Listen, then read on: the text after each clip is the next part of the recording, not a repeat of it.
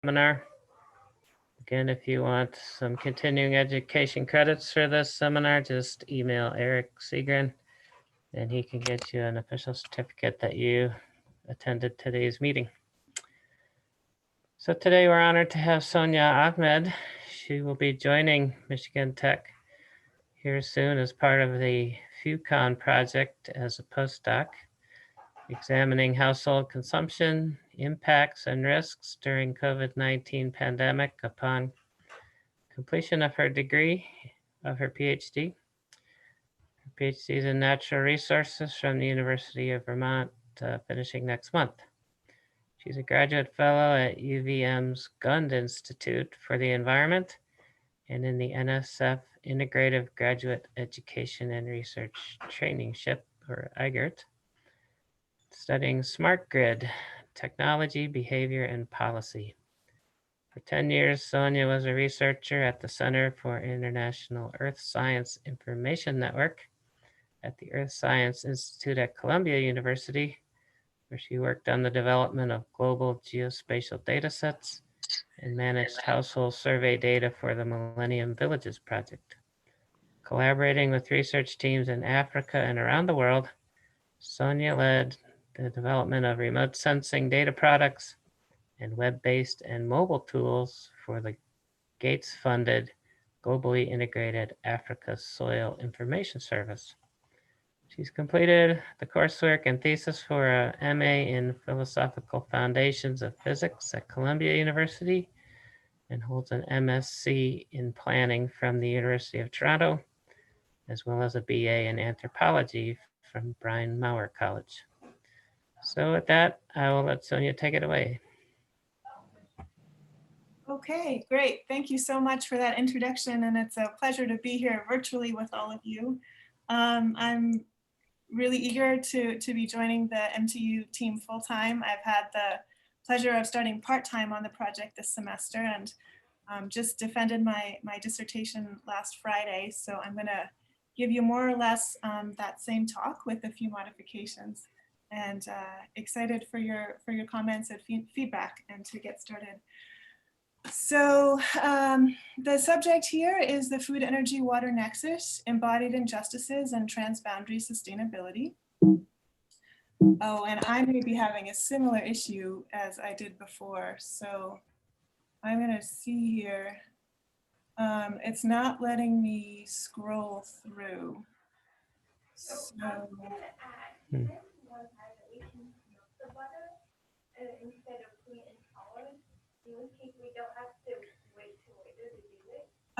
sorry about that. I'm hearing a little bit in the background. I'm gonna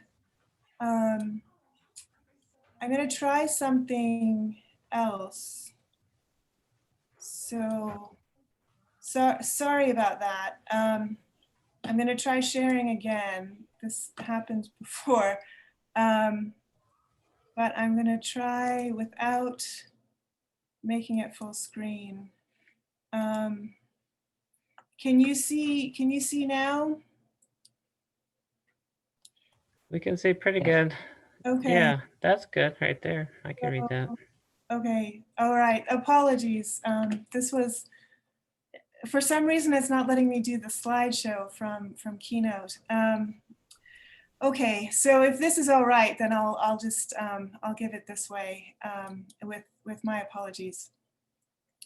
So as a broad introduction, there are fundamental inequities in global food, energy, and water systems.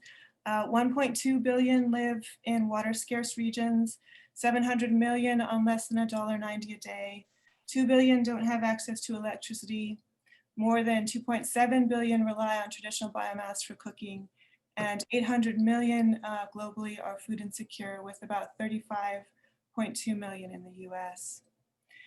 Having said that about the systems independently, they're also food, energy, water systems profoundly interlinked.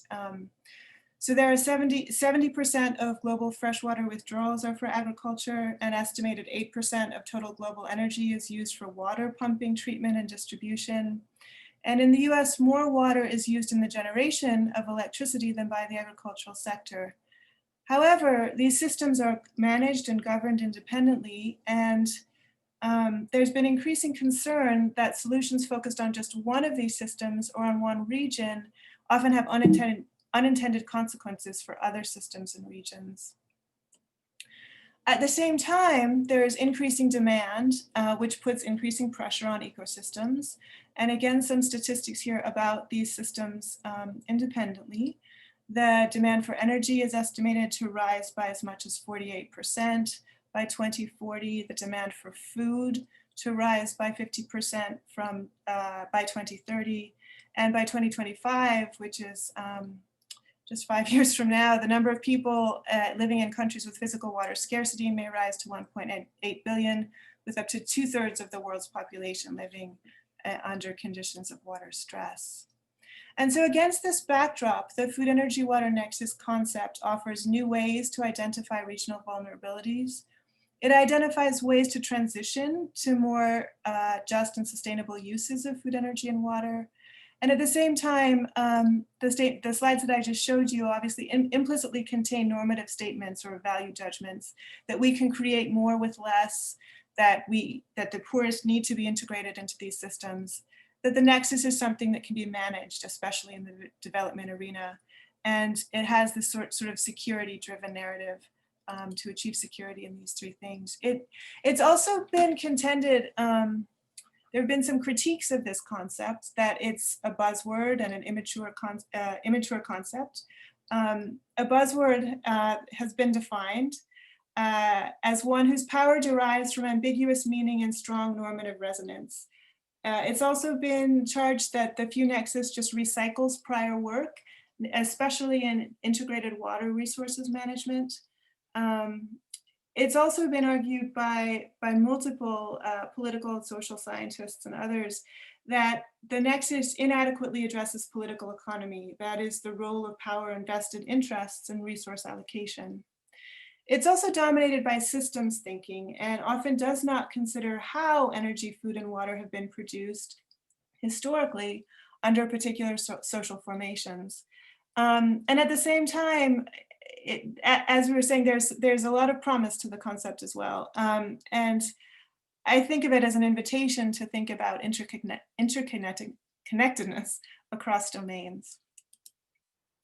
And so having said that, the research question that motivated my dissertation was what embodied injustices and transboundary unsustainabilities that are rooted in historical conditions are intertwined with our present food, energy, water systems. I examined this question through 2 case studies and a network analysis, which focuses specifically on energy systems. So a little bit different, but I'll spend some time talking about that as well.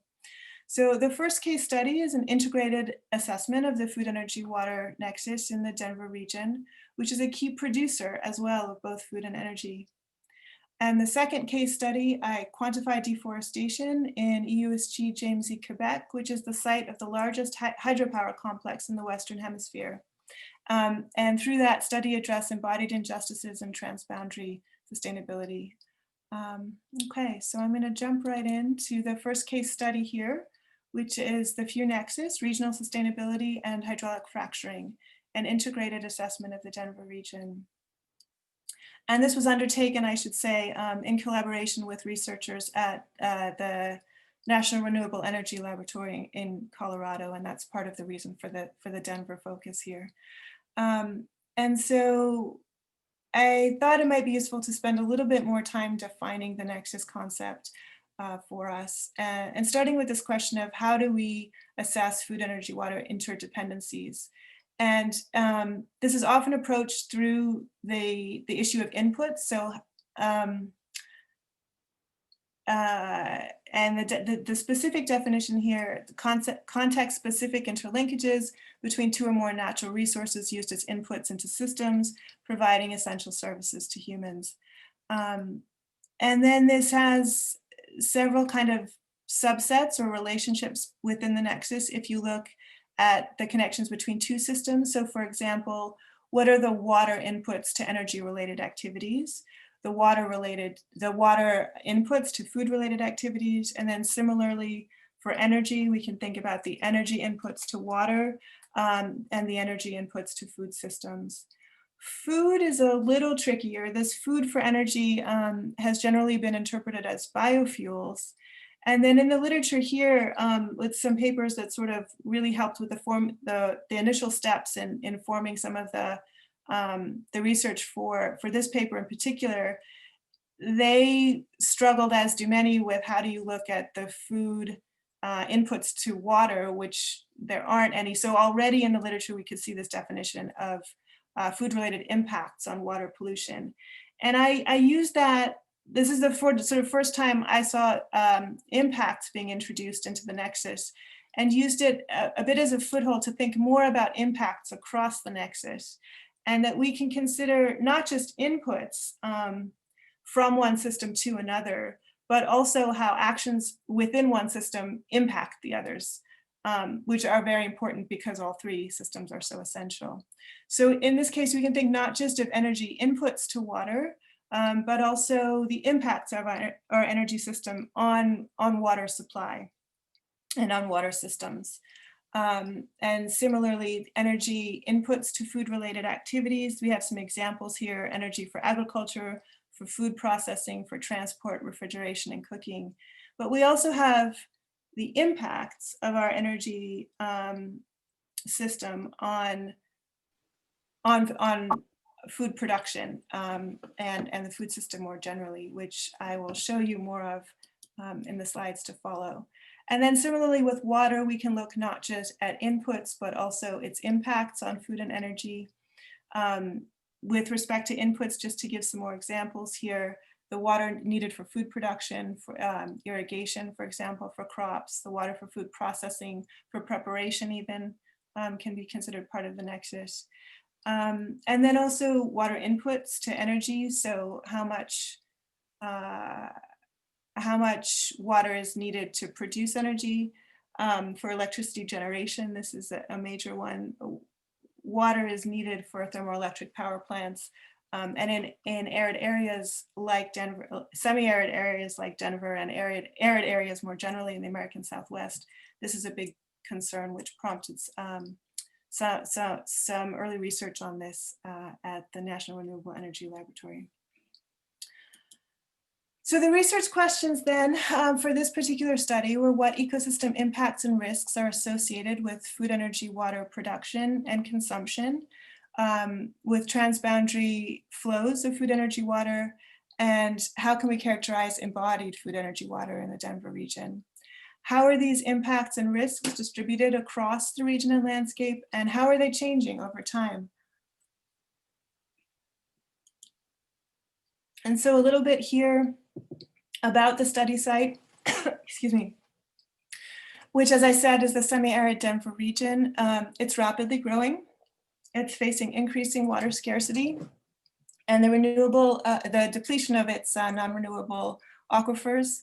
It sits on the Niobrara Shale. So in this map here on the right, you can see that the aquifer and the shale rest on top of each other. And the region has also seen a rapid increase in hydraulic fracturing over the past 10 years. And it also sees significant transport of water in to support its agricultural activities from the other side of the continental divide, from the west slope of the Rockies. And as we'll see, it also exports significant amounts of food and energy out of the region. So jumping right in here to the results, looking at food, energy, water demand, and some patterns that we can see at the regional scale. There is interregional variation in water, electricity, and natural gas consumption. As you might imagine, the agricultural producing areas consume more water, and they consume less electricity and natural gas than the center city, the urban areas. And at the same time, though, there is lower per household consumption in cities than in suburban areas, which is a pattern that's repeated in many urban and regional areas. And so then shifting from demand to supply here, we can see this is sort of an illustration of the energy and food system production happening in the region. So we're looking here at the surface location of oil and gas wells in the Denver region. 30,000 of which are also located on farmland.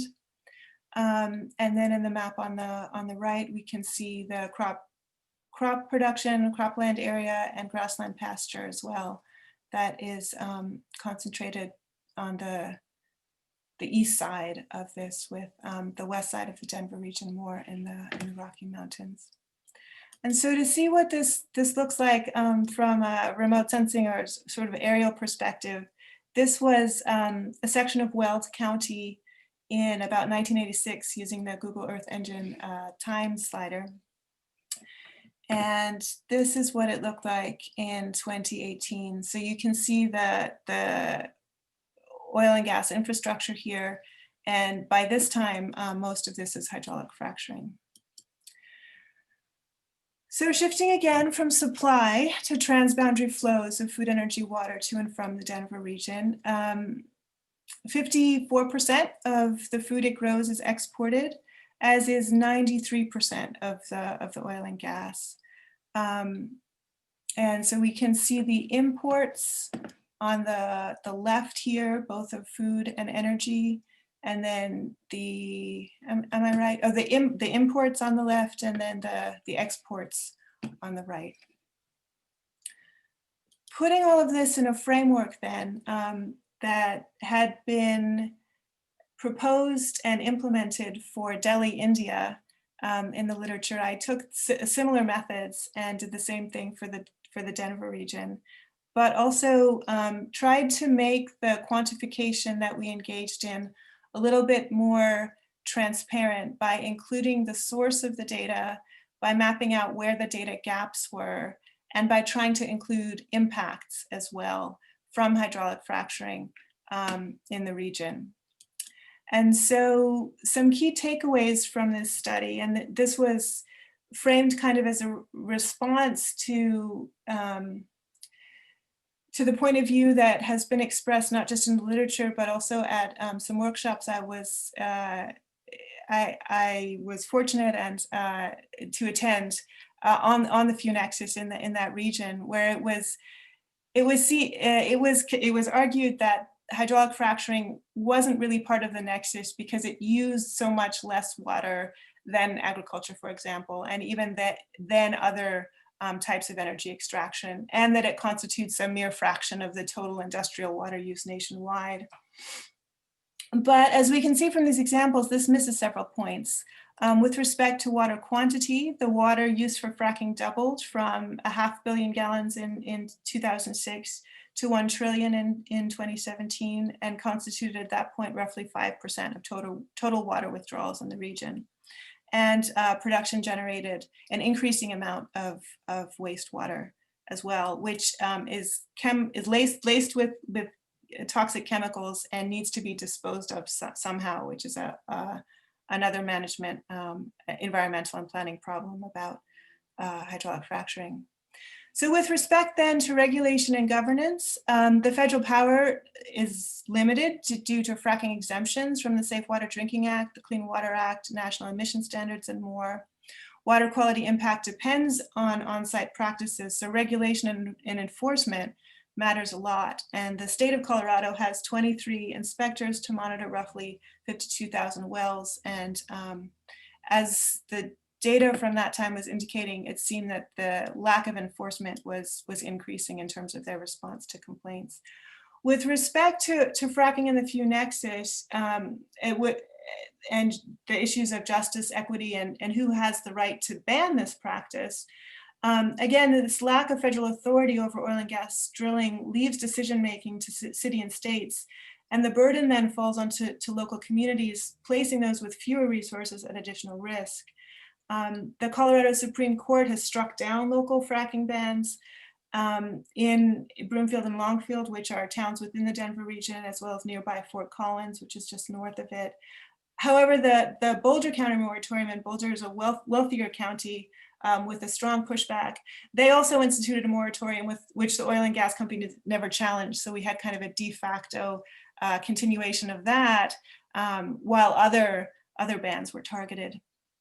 And then on the sort of the public governance side of this, and the the will of the people as expressed through elections. There was a proposition in Colorado in 2018 which required the setback distance for fracking from schools, homes, and water sources increase from 500 to 2,500 feet, which was defeated. 57% voted against, and the industry had spent $41 million on a campaign to try and make that happen. So in terms of conclusions from this case study, consideration of impacts as well as inputs to food, energy, water systems in the Denver region places hydraulic fracturing firmly within the FEW nexus. We can argue from these findings. The nexus analysis is relevant to the intensifying water footprint from fracking in the United States, and that this research can be used to advocate for more monitoring of fracking impacts on water quality and soil fertility that has so far not been studied. And as well, I thought that this illustrates the potential for the FEW nexus to offer insights into so-called wicked problems that fracking exemplifies. Okay, so moving from that to the second case study, I'm just going to do a quick time check here. The resource nexus and embodied injustices, the role of hydropower and deforestation, so shifting from hydraulic fracturing in an arid region to hydropower in a water abundant region in EUSG, northern Quebec. And so a little bit here about the resource nexus. This concept is also in the literature, and it encompasses food, energy, and water, as well as land and materials. So it's closely related to the food, energy, water nexus. Healy et al. Introduced the concept of embodied energy injustice as the disproportionate distribution of harms to vulnerable people along energy supply chains. And so building on this, for this study, we proposed the idea of embodied food, energy, water, and material injustices as the social, environmental, and health harms stemming from inputs, impacts, access, and control of the FEW nexus and transboundary supply chains that disproportionately affect disenfranchised populations. These injustices occur when the impacts of FEW systems disproportionately affect vulnerable populations, when access to food, energy, water, land, and material well-being of local communities is systematically jeopardized or denied to benefit generally distant consumers, and that control over these systems systematically disenfranchises certain groups. And so with that, the research questions for this study were using this lens of food, energy, water, materials, plus embodied injustices and transboundary sustainability. How can we monitor spatiotemporal disturbances in EUSG James E? And the map here is showing, I'll have a lot more maps in the next few slides, but the James Bay complex is located along the La Grande River at the top part of the map, and much of the demand for this was coming from the south of Quebec, so in Montreal and the other cities there, as well as an expanding market in the United States for this hydropower more recently as well. So the objectives were to map the year and type of boreal disturbances in EUSG since 1975, to identify the interdependencies among these disturbances, and to link food, energy, water, and material injustices to transboundary resource consumption and control. So just a bit more background here on the importance of the boreal forest. In Canada, 270 million hectares hold 306 billion tons of carbon, or roughly 12% of the world's land-based carbon stock, almost twice as much as the world's combined oil reserves. The boreal forest is under constant threat from ongoing extraction. In the words of the NDRC, large-scale clear-cutting and degradation have prompted mounting concerns. And it's been noted in several recent research studies that the impacts of logging are systematically underestimated because logging infrastructure, that is the roads, landings, pull-off, staging areas, localized digging, tree waste, waste log piles aren't included in the estimates of logging. So a little bit more background here to get at the justices portion of this. The 1975 James Bay and Northern Quebec Agreement was one in which the Crees and the Inuit in the northern part of the region there obtained the right to self-government in exchange for allowing construction of a 27,000 megawatt hydropower complex to proceed and in exchange, they also received 225 million Canadian over 20 years. This land had never been ceded by these groups to Quebec or to Canada. So this was a real legal conundrum, and they had a strong starting legal argument, a starting position in the courts. And this agreement is known as the first modern land claims agreement, and really opened the door for more cases like this, and really a re-examination of under whose authority this land should fall. A key part of this agreement was the designation of different categories of land use. Category 1 for the exclusive use and administration by the Cree, that's in the map there in the gray patches on the right. Category 2 lands with exclusive hunting, fishing, and trapping rights, but no special occupancy. And Category 3, which were shared lands. And as it turned out, the province of Quebec largely interpreted this to mean that really the Cree had total say over only what happened in that those small gray regions, and that was not the intent on their side of the original agreement. So in terms of methods here, we were again determining deforestation and how that impacts food, energy, water systems. Land Trender, which is a well-known algorithm to detect land cover change, especially deforestation, was used, running on Google Earth Engine using Landsat imagery. It indicates the year of forest loss. The study area for the region of interest for this study is comprised of 31 separate Landsat scenes. And then having obtained from the running of that algorithm the year of forest disturbance, we then also wanted to determine the type of disturbance, and that was done using supplementary data sets, which I'm going to show you here to give you a sense of the scale of this project and the kinds of disturbances that it engendered. So this is what the region looked like in 1975, 1980. This is what it looked like in 1985 as more of these dams were built. This was what it was in the year 2000, in 2005, 2010, and then the power lines there are in the map on the left. As one might imagine, in order to construct a hydropower complex of this magnitude in previously undisturbed areas, a road network was needed. And we can see what that looks like in the official roads database. And we can also see these informal roads that appear in the Landsat imagery that were quantified in a study by Environment Canada in 2010. And you can see that dense network there in the map on the right.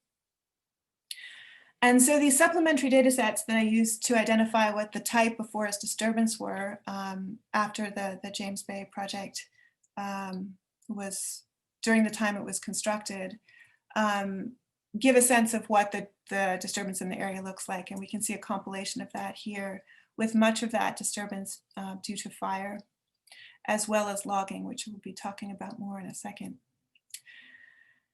The other thing, and this is the food, energy, water, materials part of this, is that the hydropower complex also and the road network also opened up the region to a lot of mining projects.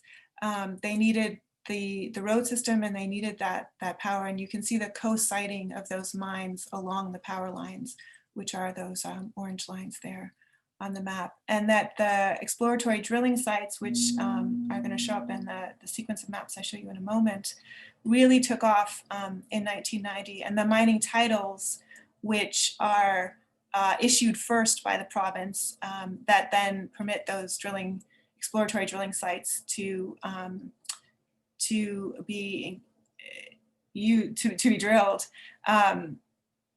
then follow as well, and you can see an explosion in those there in the early 2000s.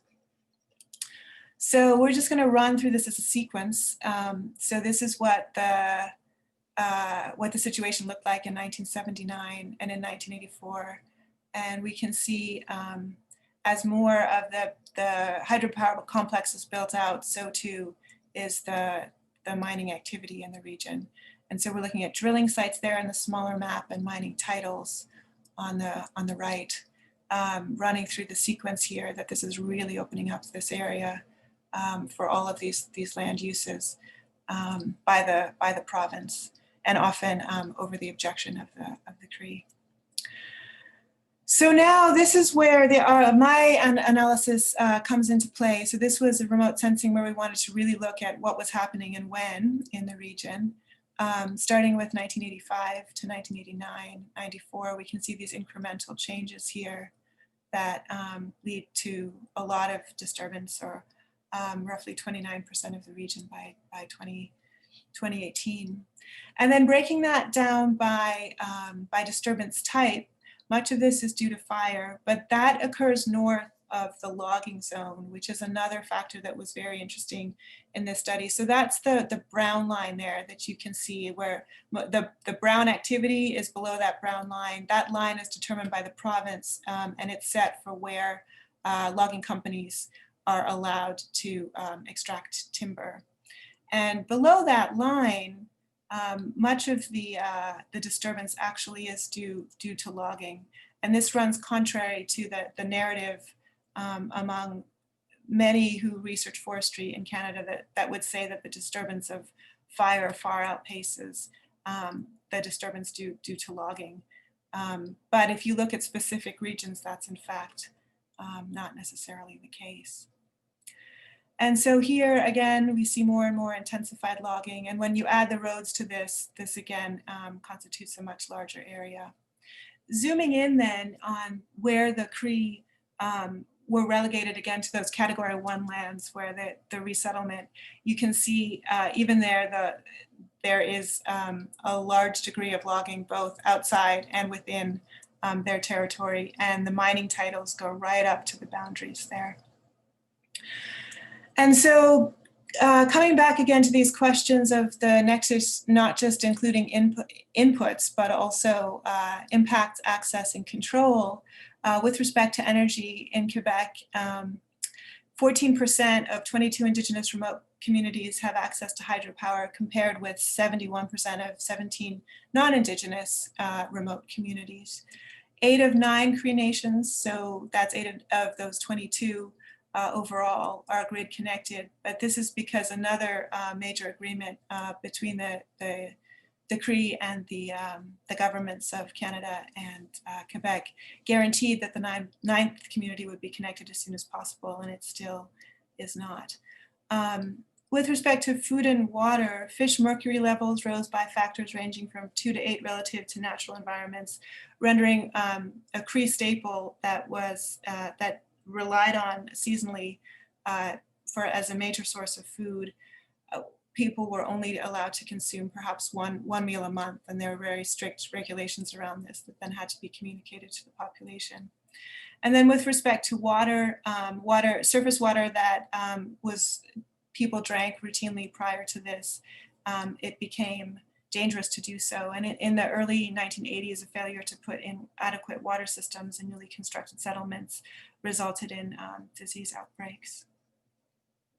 So in terms of spatiotemporal patterns of extraction and deforestation, we can say that the project intensified non-native private sector development in the region, and that there were successive waves of extraction extending northward from the logging zone.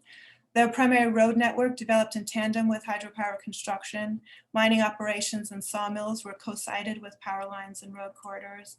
And the logging industry created a dense secondary road network that we can essentially see as a permanent network, opening up the region for more extraction.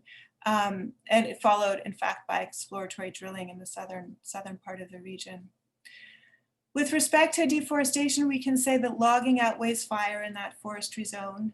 And although fire is the main cause of deforestation north of the forestry limit, within the forestry zone, we find 64% of the disturbances are cut blocks and only 29% are due to fire. So in this context, it also may be the case that we can't view the fire as solely a natural disturbance. The James Bay project altered flow patterns and water discharge. Power lines increase ignition risk. This has been the case recently in California. And the fire return interval of 50 to 100 years in this region is the most rapid in Eastern Canada. And then here with this sort of pushing again at this question of transboundary sustainability, can we argue that this type of major hydropower project is in fact renewable? It operates at 70% of generating capacity, and the province of Quebec, through its utility, Hydro-Quebec, now has a surplus of 40 terawatt hours per year. So they overbuilt in this area, and this oversupply encourages inefficiency. Electric baseboards are used throughout the province for home heating, and it's also home to high electricity industries like aluminum smelting. In 2019, 16% of the energy it produced was exported to neighboring states and provinces, and it signed a 20-year contract in Massachusetts for 9.5 terawatt hours a year, and is in the process of building something called the New England Clean Energy Connect to deliver electricity to New England to the grid via Maine, because a similar effort was defeated in New Hampshire. And this is more relevant to the audience I spoke to on Friday, but Vermont relies on Hydro-Quebec for about 1/3 of its electricity supply. So that these are, it's important to consider the source of the electricity that we are obtaining in this case. And so with respect to future considerations here, the James Bay project can be seen as one wave of development, and now we're looking at another one. So it was in 2011, a major new development project for the region was proposed, a 25-year, $80 billion project to intensify resource extraction there. And while proponents would say that 50% would be left undeveloped, it also means that they're aiming to develop half of that land. And the Cree, who responded to this with their own vision of the Plan Nord, argued that past industrial development needed to be taken into account, and that the timber harvesting that we were seeing the outlines of there needed to be considered industrial. There was also a call for Quebec to suspend tree cutting in areas with woodland caribou. And from the food angle or the food dimension of the food energy water nexus, this deforestation in the southern part of the region meant that the livelihoods that Cree had relied on were made much more fragile and less likely to support them. There were massive population drop-offs. I'm not showing you those results here, but we also mapped the wildlife capture declines over this 40-year period. And so my last slide here is just kind of seeking to give the Cree the last word, and then to put these questions into a context of who will bear the human cost of economic development, and calls to review the technical aspects of monitoring required for developing future policy recommendations. And then to suggest that this framework that we used here supports the collection of multi-sectoral data that permit these causal and correlative patterns to be detected, and supports the perspective that development activities are interconnected with reverberating impacts. And then one thing that really, or one thread of this idea that really kind of felt very in sync with the idea of the Nexus itself was that it was charged that the province and the national government refused to consider all development together when they're looking at the impacts. And we're just looking at these sort of siloed impacts from hydropower, from logging, from mining, and not seeing what it does to the overall ecosystem and the impact it had on populations. So I'm going to do another time check here. I think I'm at 3:40 right now, so I have a third section, but it's less relevant to the Nexus, and I may leave that actually and offer perhaps either to come back or to talk with those of you who may be interested at another time, because I think I've come up against the limit here. So with that, I think I will open it up back to the moderator and to questions. And thank you all very much for your time. Yeah, thanks so much, Sonya. And imagine you're hearing thunderous applause from all of us, which virtually we can't do, but I'm sure I speak for the audience and clapping for your great talk. So with that, does anyone in the audience have a question or comment for Sonya? Stop sharing.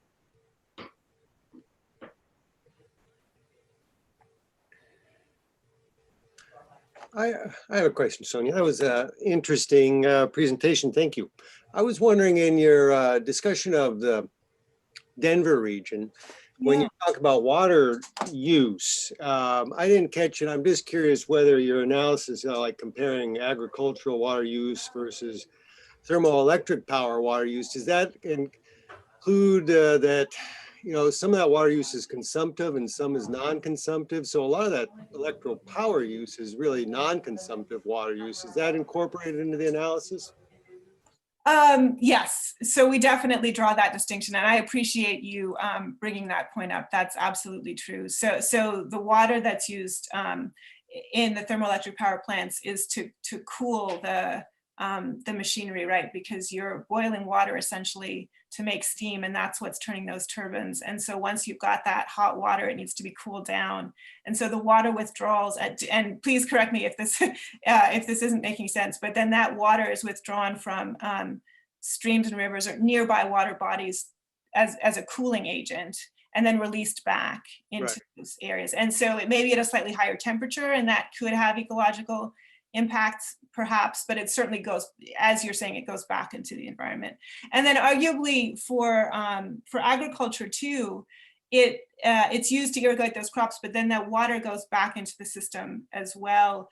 I'm raising that point too, because with respect to hydraulic fracturing, the water that they use is purely consumptive and is sort of rendered toxic after the process. So that's actually, you could say, taken out of the system altogether.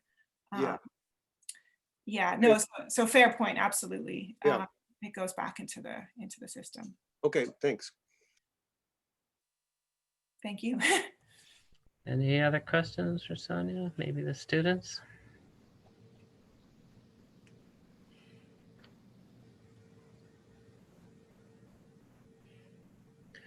I had a question.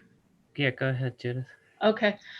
And I'm just wondering what the expectation is of the government of the food source for the Cree when their fish have been contaminated by mercury and their timber is gone, so their caribou can't grow. I mean, is the expectation that they're going to buy food in a grocery store or what?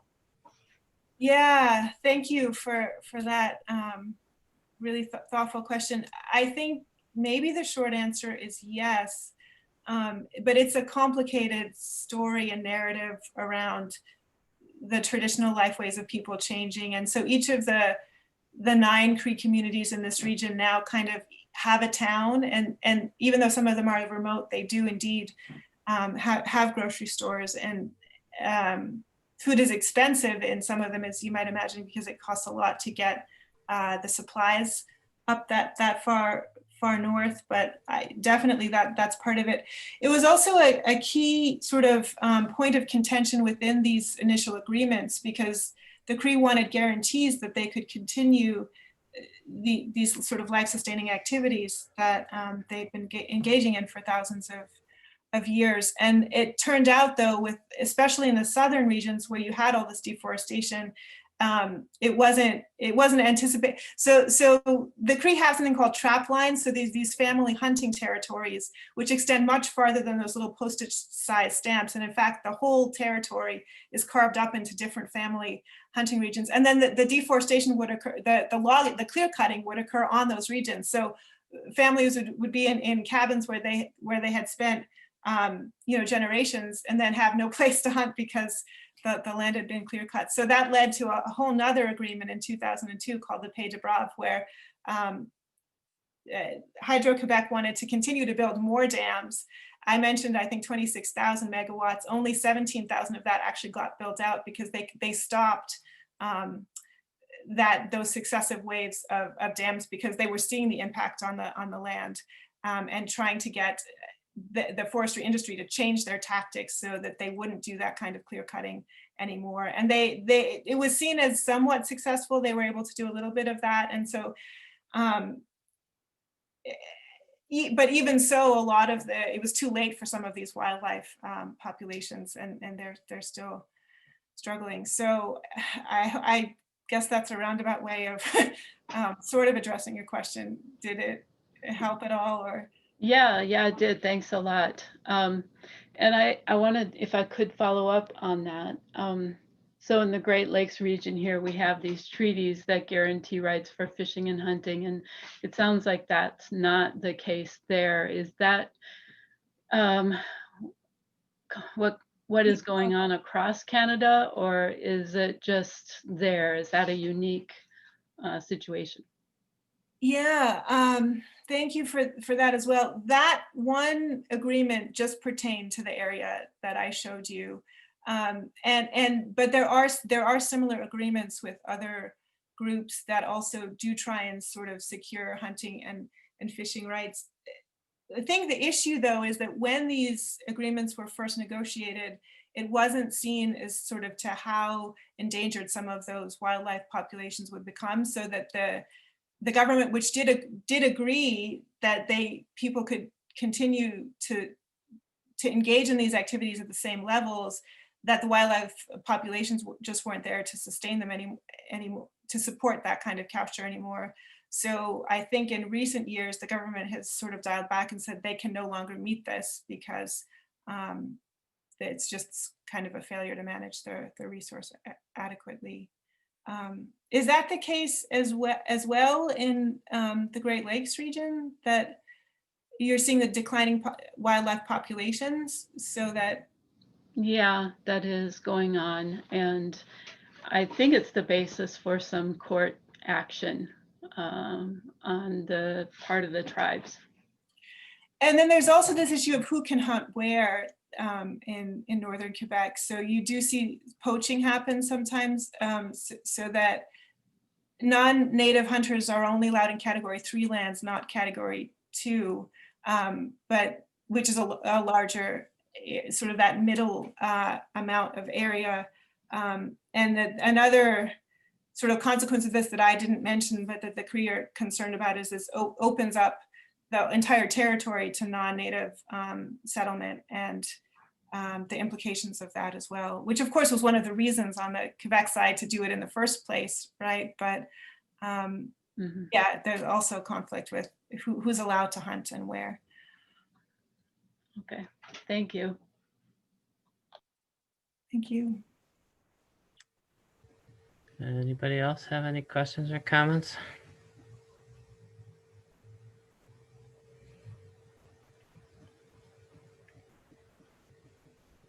I have a question. All right. Yeah, Thanks go. for the presentation, Sonya. It's great to see your PhD work. I was curious about the failure of the water systems. That in the early 1980s, you said there were several outbreaks. I wonder if you can say a little more about that. Was it due to not constructing proper treatment plants, or due to failure in operation and monitoring? Yeah, I think all of that, but particularly the initial construction and design of the water systems, because many populations had to be relocated. The areas that they were previously in were going to be flooded, and so you had these new communities being built, and they weren't given adequate funding at that point. So even though the money had been promised, it took a long time for it to actually be delivered. And I think it was a failure, particularly of the design of the sewage and sanitation system that caused outbreaks. I guess, yeah, apologies, I'm forgetting the name. It was a specific disease, and it specifically affected children and toddlers in the area. Mm-hmm. I've seen some recent papers even where they've sort of cataloged these outbreaks in rural areas and just shown that it's still an issue. There's much higher incidence in the remote areas. Yeah. And then water, drinking water safety too is an issue across Canada for Indigenous communities as well. Yeah. Thanks.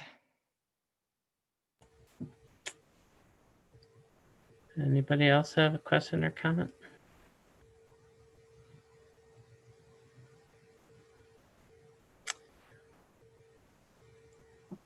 All right. Yeah, I had one. Yeah, go. Thank you for the presentation. I found it extremely fascinating.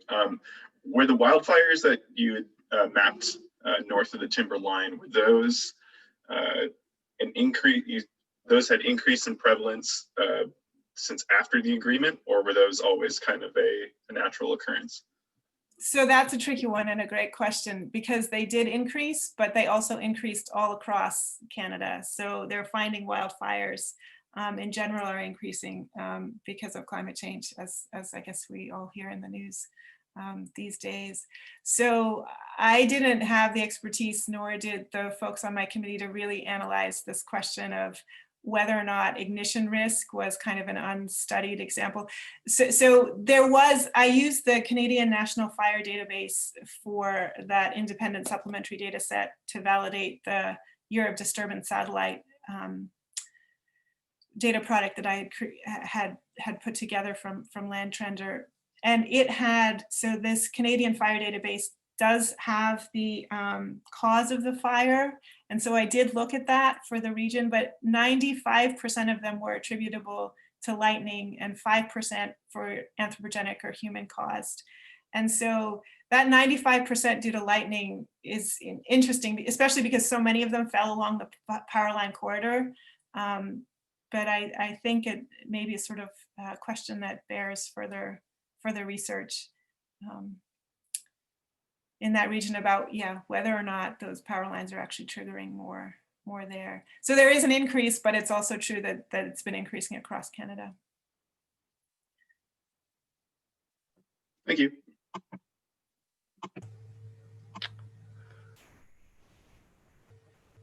Anybody else have a question or comment?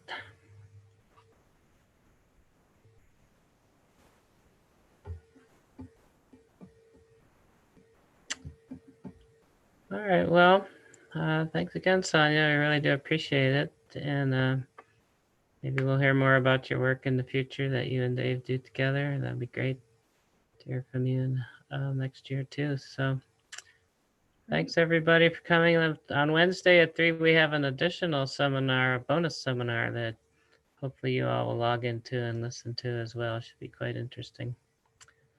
Thanks everybody. We'll see you later. Thanks, everyone. Yeah, thanks, Sonya. Appreciate it. Yep. Thank you. Bye, Dave. Thank you, Sonya. Sure. I'll see you tomorrow at the meeting. Yep. Great. Thank you.